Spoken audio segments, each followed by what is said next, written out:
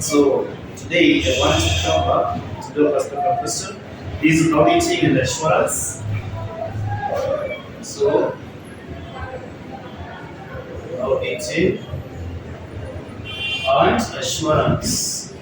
I want to do a question in April 2022. And this will be question 1. April 2022, question number 1. And let me start by reading my soft copy question. I have it in my phone here. Read it. April 2022, question number 1. It says, your firm has been engaged in auditing small entities for the last 5 years. In a recent development, your firm has been appointed to conduct an audit on a large entity with the first assignment of such magnitude. You are required to undertake an interim audit and a final audit of the large entity. Explain, role required, number 1, explain the objective of an external audit. So that is 1A, question number 1. A, row number 1 says explain the objective. Explain the objective of an external audit.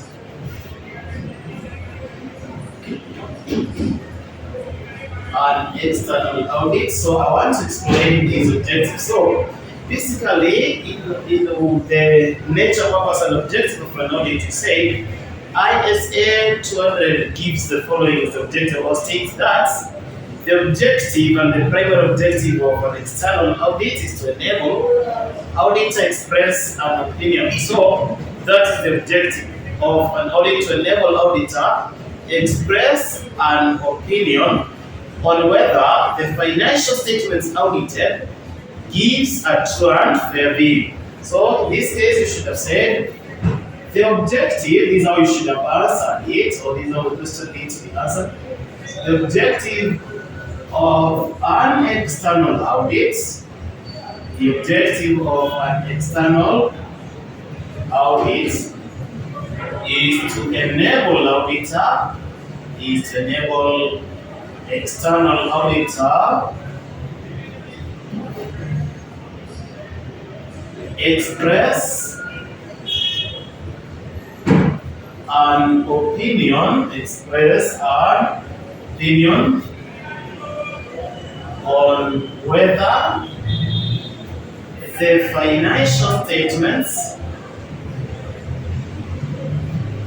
the financial statements gives a true and fair view. So that will give you your 2 marks. So that is what was expected in Roman 1. Let me do Roman 2, the question. Roman 2, the same question says, highlight 5 audit procedures. Roman 2, highlight 5 audit procedures. Highlight 5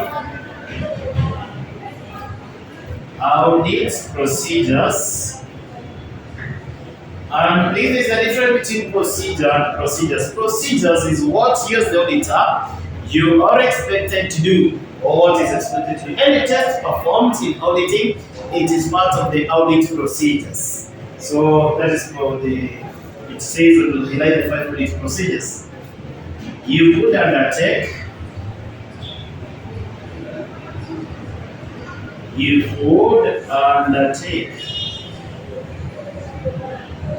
five audit procedures during the interim audit of the large company. During the interim audit of the large company or entity, of the large entity, which is 5 marks. So this is 5 marks. So this was 2 marks. One was 2 marks.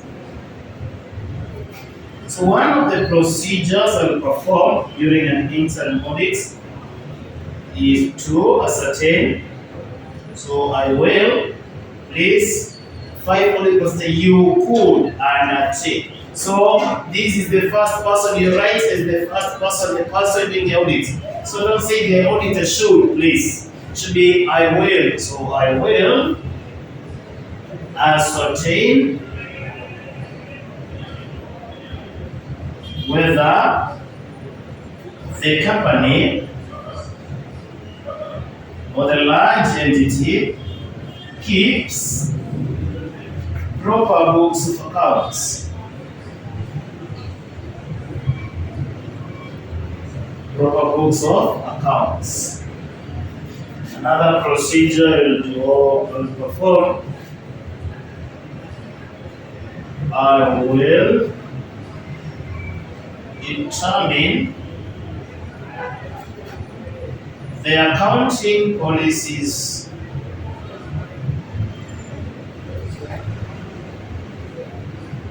used by the large entity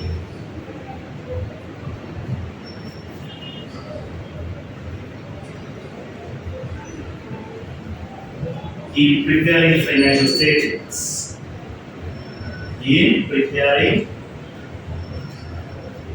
financial statements. Another procedure, I will also review the interim financial statements and reports.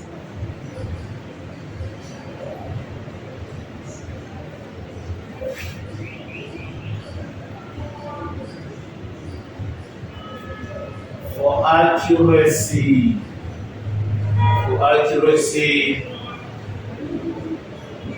I will also ascertain consistency in the application of accounting, the application of accounting policies from one period to another, from one period to another. I will also ascertain or determine,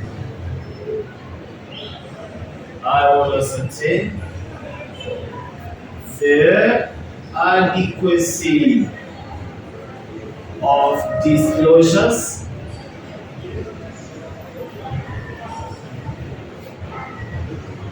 in the financial statements of the large entity. I will also write management letter to the company management.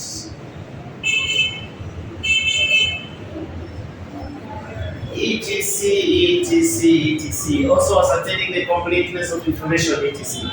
So those are some of the procedures which auditor can undertake.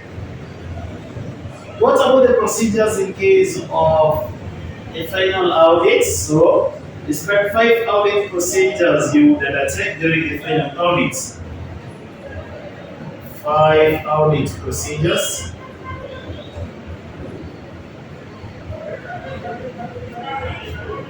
Which will undertake during final audits.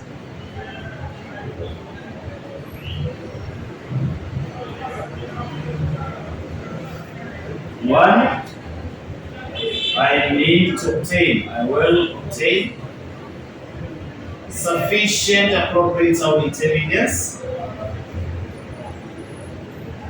sufficient, appropriate audit evidence on which to base the audit report. On which to base audit report. I will also need to obtain, management representation letter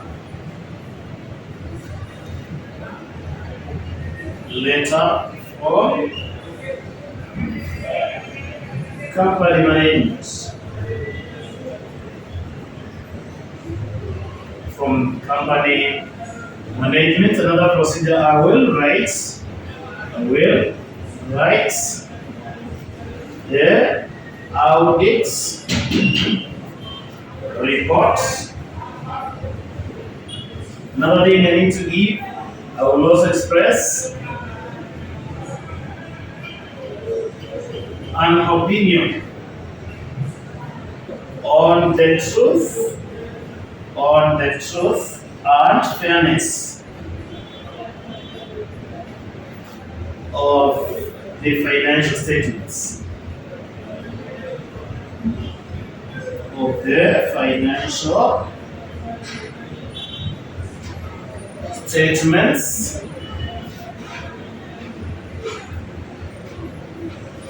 I will also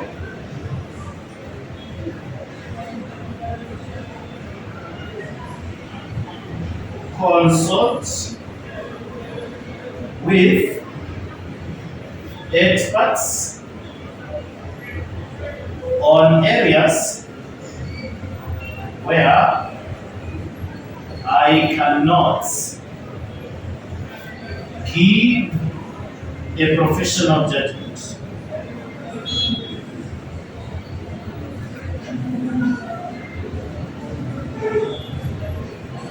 So those are some of the procedures I will perform in case of the final audits. So that was Roman 1, Roman 2, and Roman 3. Roman 4, present 2 drawbacks of conducting an interim audit. Drawbacks of conducting an interim audit. So I'll do it here.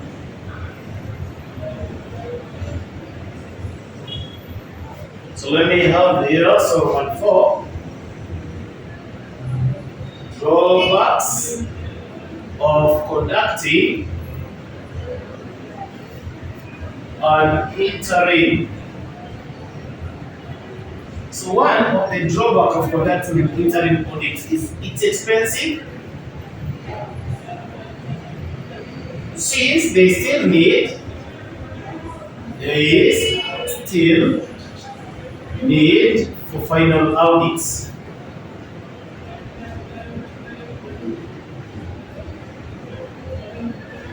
Another thing, it interrupts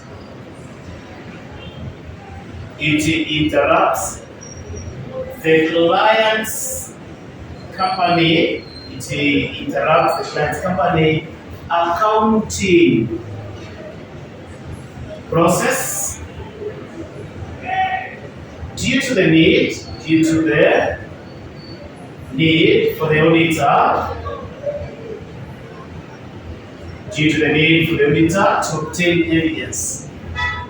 to obtain evidence. So that is what was expected in Roman. It's also time consuming.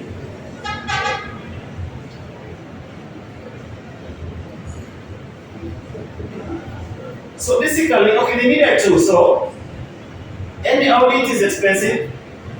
That's one of the drawback or the disadvantage. Number 2, auditor needs to obtain evidence and he needs to ask the accountant and the finance staff many questions. Thus, by doing so, he's interrupting the client's company accounting process because he needs to obtain enough evidence which is going to use to base his opinion. And an audit also is time consuming, whether final or interim audit, it is time consuming. So remember this part, the procedures to be done. I've said procedures is what you should do. Procedures is what you should do with respect to such. If it's an interim audit, what is expected to be done by the auditor during an interim audit? That's why I've given some. Actually, they are not limited to these ones. There is a lot which you can do, but the exam now limited 5. I've just given 5. For more, you can just inbox me and say more. If it's about the audit procedure during the final audit, it's what auditor exactly does during the final audit. He has to give an opinion. He has to write the report. He has to obtain the evidence. He is expected to consult with the experts before he is expected to consult with an expert before he expresses his opinion. And in areas where he cannot give the professional judgment, auditor is expected to consult, because consultation is one of the quality controls of an audit. So that is what was expected of you in question number 1A. Question number 1A. We check on question 1B, and I want to be doing question number 1B in the next. I'll do it later. So let me have question number 1A first.